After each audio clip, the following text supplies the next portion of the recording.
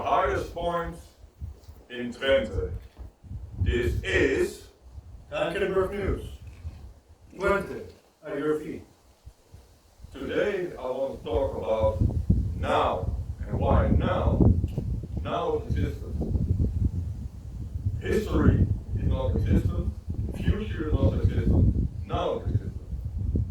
And that makes now very interesting because it means that there is no future and there is no past.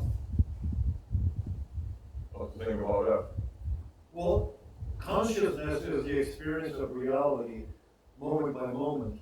And the past is really a recreation in your brain that is not accurate, and the future is something that cannot be centrally planned or predicted. So all we are stuck with is the present. Yeah. People say live in the present, but they don't really realize that that means relax into this moment. Every thought about yesterday or a year earlier in life or 10 years is made in the now. So every thought of history or your childhood is created or recreated in the now.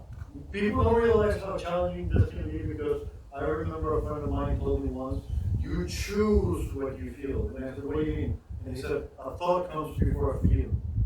And I said, well, is this thought in words? And he said, not necessarily. It can just be confused intuition and emotion. And A feeling can come for a thought as well, by the way. yes. And so I thought to myself, well, this doesn't seem completely right, but at least it introduced a new idea, which was when you feel embarrassed or afraid or awkward, this is derived from previous experiences of the general idea of feeling afraid or embarrassed or awkward, but not from your previous experience of this moment. This moment is unique every time, and this moment is different from remembering previous moments, which is not completely accurate. This moment, as you live it, is accurate. The moment that you remember is a reconstruction that takes place in your head. Yeah, what I find very interesting is that, for example, even though any concept or idea about the past or the future is made in the now, people are afraid of the future and they are bitter of the past. But in both cases, those are reconstructions, so to speak, in the now. This goes out to Matthias. Spain doesn't exist. Spain is a concept that we assign to a physical landmass that, like everything else, is a concept or a word that we identify with the physical thing or the thing that the physical thing does. But if it is destroyed, it has to be reconstructed. Just like healing. When you get hurt or when you lift weights and then you break down muscle fibers, you have to recreate them, recreation, in a stronger way. And this is also involving noise and data loss and entropy, because nothing is perfect, but there is a dynamic effort in getting there, whether it's to remember. For example, I remember one thing that Oscar told me once, which is everything that you see is in the past. Yeah. And it had to do with photons and physics, and I thought, this is such a genius. Yeah, everything you see is in the past, but also what is more nearby is less in the past than what is far away. So a point at the horizon is farther, not only farther away in space, but also in the past, because the velocity of light is as such that it has a kind of a limit, and everything that happens at the horizon is more in the past than what happens right before you. So, for example, if you see something, you're only seeing it because your brain is processing the information on your retina that comes from photons that have bounced back on that surface and traveled to you. But it has already happened. But it has already happened, and not only has it already happened, there is a delay. And we know there is a delay because the speed of light is constant. So the only possible difference there can be is the distance. And the distance means that whenever you see something that is near you, it traveled at the constant speed of light, bounced on that, was processed by your brain and whatever your brain processing speed is, and then you saw it, but you're seeing something that happened when that photon bounced and carried that information onto your retina. And so the past itself is an imagination of your current experience. You're experiencing things now. So the closest to the moment that you can live in is your own experience now. Even your senses are not as fast as your consciousness in the moment. Yeah, and it is by necessity, even though all those moments happened a couple of seconds ago, it is a reconstruction in the now. Yeah. But what you see by necessity is already the past.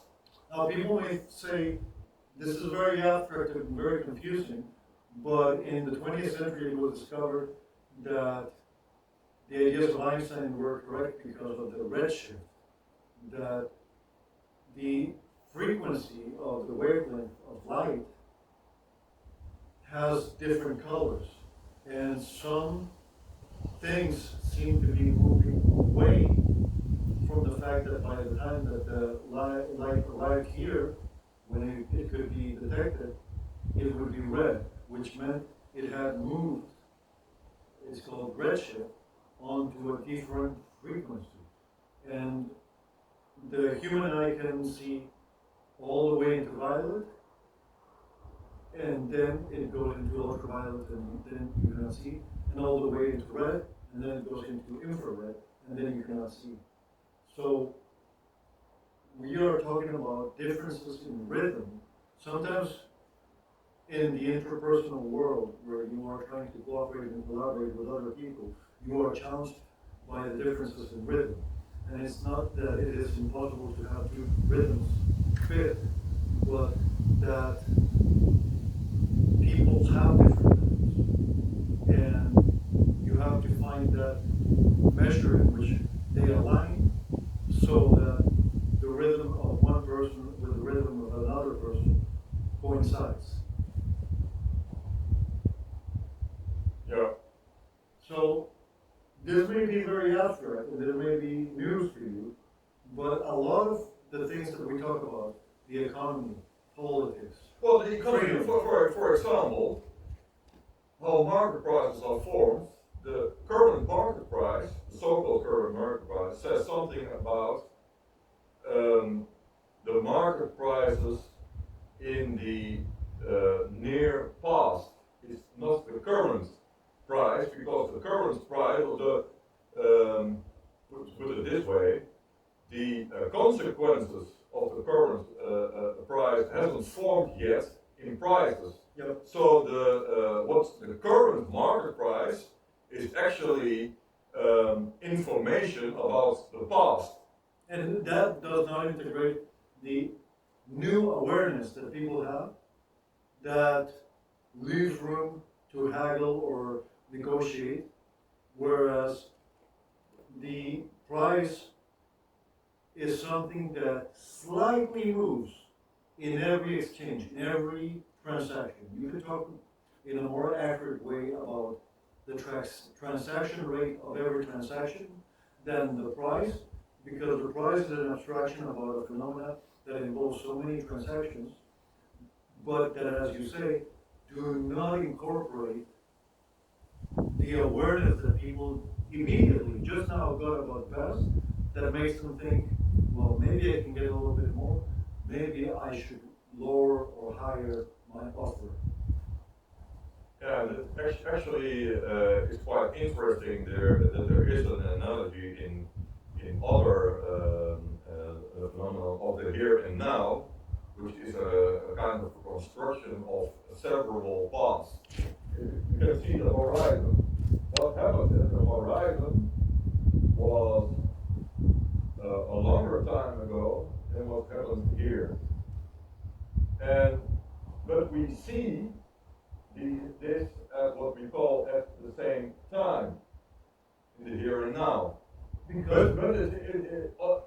actually a reconstruction of all those layers of things that are more in the past and things that are more near the present. Because consciousness, like light, is constant, whereas physical distances vary.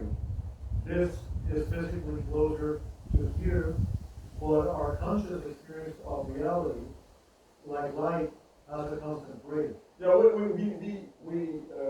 perceive it like all happens at the same time, while in reality, that at the horizon, a longer time ago, than the flies who are flying nearby. Going back to collaboration, coordination, and cooperation, rhythm, and timing, one of the things that is very interesting for me as a musician is that when I was a consumer of music, there I quote St. Paul and say, when I was a child, I heard everything put together, stuck together, bound together, like a song.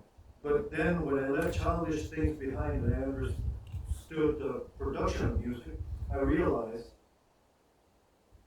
what the guitar player is doing, what the singer is doing, what the bass player is doing, and what the drummer is doing, is all on their own counting. They are trying to come together at a particular place. Synchronicity.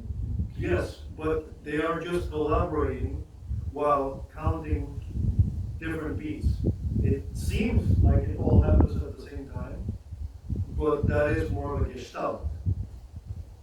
Yeah, but that is what, for example, the case of classical music, the role of the director of a classical orchestra is to make it to make it symphonic, to make it in one rhythm, to make it